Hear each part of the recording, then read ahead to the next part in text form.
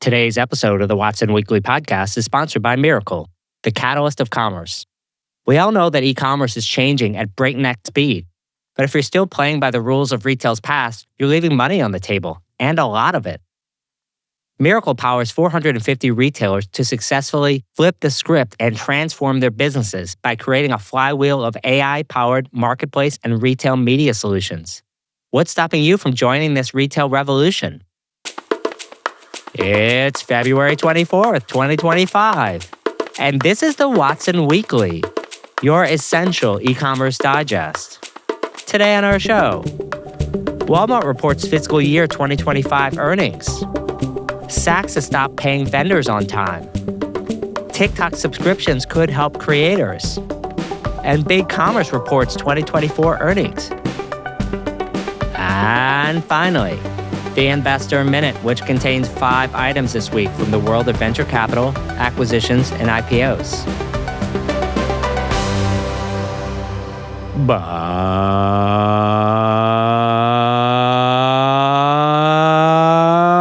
first, in our shopping cart full of news, Walmart reports fiscal year 2025 earnings. Almost all Walmart's gains are being driven by higher income consumers. These are traditional Amazon-oriented convenience consumers. I tried to separate some of the data out here by section. Let's talk about overall for a moment. As I mentioned, higher income consumers are driving the gains, adding convenience, improving their cost structure, and growing higher margin businesses. Guidance for fiscal year 2026 is consistent with prior years. Each of the last 2 years, their operating income has been targeted at 4 to 6%. This year, it's 5 to 7% operating income guidance if you exclude leap year and Vizio. Q1 is expected to be slower operating income growth and sales, but will balance out for the year. Fiscal year 2026 consolidated sales growth is at 3 to 4%, lapping leap year. Operating income growing faster at 3.5 to 5.5%. General merchandise, low single-digit comp sales growth, in particular hardlines, toys, home, and fashion. Grocery has been a standout in the last year, mid-single-digit growth. As far as operating income, it's all coming from the new businesses. Over half of operating income growth is coming from ads, membership, and Walmart fulfillment services. Membership income alone grew 21% to $3.8 billion. As far as e-commerce and advertising, global e-commerce penetration is now 18% of sales, which is 1,100 basis points higher than fiscal year 20. Global ads grew 27% to $4.4 billion. 24% was the ads business in the US. 80% improvement in e-commerce losses in the last year. Densification continues its tour of the lexicon as Walmart makes its fulfillment business more efficient. Walmart e-commerce sales were also up 20% in the fourth quarter. On the supply chain front, the number of 1 to 3 hour ordered from stores are up 80% year over year. Same-day store units are up 100% to 5 billion units. That is a crazy number, which is now 30% of all store orders. As a reminder, consumers pay a convenience fee for same-day orders, so that's extra margin right to Walmart's bottom line. Walmart fulfillment services penetration are at record highs of 50% of the marketplace, up 600 basis points year over year. Walmart has engineered a 20% reduction in net U.S. delivery cost per order based on its densification efforts. And the company's store-fulfilled delivery catchment is now 93% of the households in the United States, which can be reached same day. That's an impressive operation. On the marketplace front, Walmart US Marketplace grew 37% with 45% of orders fulfilled by WFS. Home, auto, seasonal are all up 30+%. Other categories like auto, toys, patio are all growing 20% plus. On the international front, Canadian e-commerce performance is up 30% in the fourth quarter. There are good trends in Mexico and Canada as WFS increased 20% there, and sales of items with a WFS grew over 85%. And of course, the section you've been waiting for, the Trump effect. How did Walmart think about guidance based on all the things that Donald Trump is doing in the White House? Essentially, it was kind of a nothing burger. No impact to guidance on tariffs. No impact expected due to immigration. consistent, resilient consumer. There's still a cautious outlook due to global uncertainty. Obviously, supply chain is still something they need to worry about. However, Walmart is a company with a long track record. They have seen tariffs before. They've seen inflations before. They've seen recessions before. Many companies haven't. And so if you have to think about the retail landscape, you actually give the edge to Walmart in any kind of environment.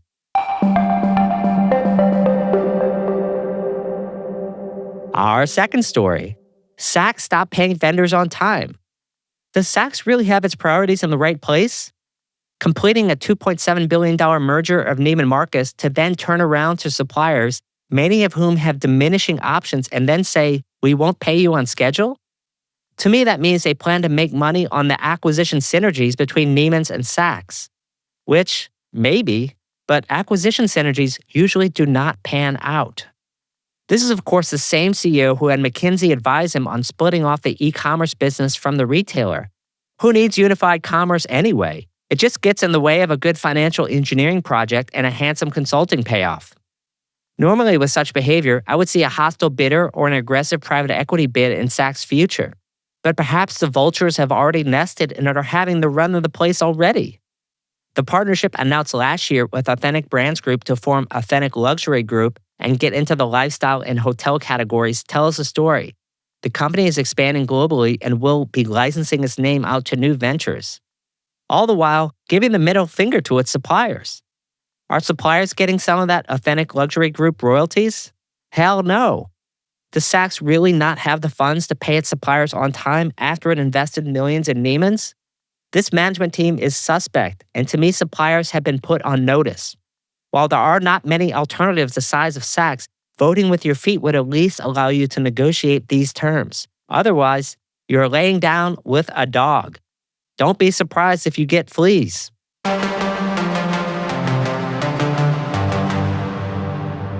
Our third story, TikTok subscriptions could help creators. How do I know something won't challenge Amazon? When the press says that something definitely will challenge Amazon. It's through this lens that I reviewed TikTok Shop's feature that is in testing similar to Amazon's Subscribe and Save feature. Subscription businesses are great for replenishable and giftable categories. Not everything, but given the difficulty of consumer acquisition, it provides a huge leg up for those who can leverage it. Amazon Subscribe and Save was an early player, but Amazon has not innovated on that concept in any significant way. Why would TikTok be testing this? First, several categories are popular on TikTok like beauty, skincare, health, and wellness lend themselves to this category. 2, customer acquisitions for creators is difficult. If you acquire the customer only once, why not try to acquire them in a more valuable format? 3, alternatives to subscriptions for creatives are more difficult to manage and set up. Imagine if you're a creator. You're not an e-commerce expert, but you love creating content and you're trying to increase your e-commerce revenue. You don't want to go through the hassle of managing and running an entire Shopify store. Why not just take the few features you want, buy from a video and subscriptions, and leave the rest behind? Sure, you might need a full-blown e-commerce site as soon as you want to access multiple channels, and it's risky, of course, to put all your eggs in one basket, especially of a social media site with questionable ownership. But sometimes ease of use trumps everything. And popular creators will always follow the eyeballs. As a result, I do expect that TikTok will keep on adding popular e-commerce features until it looks like the new kind of e-commerce format, one driven by inspiration. You might say, this is in a similar vein to what Shopify is trying to do with Shop app. It's just light on the inspiration, the interface is too traditional, and the top benefit, Shop Cash, seems to mostly expire 90 days after you earn it. That doesn't sound like cash to me. Sounds like phantom meme coins. In contrast, something like Rakuten points lasts as long as a year after the last time you've earned points. I do believe that TikTok could go further with subscriptions.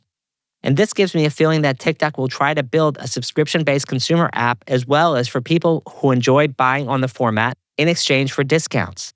If that's the case, I would predict that such a format could become one of the few retail subscription programs in the United States quite quickly.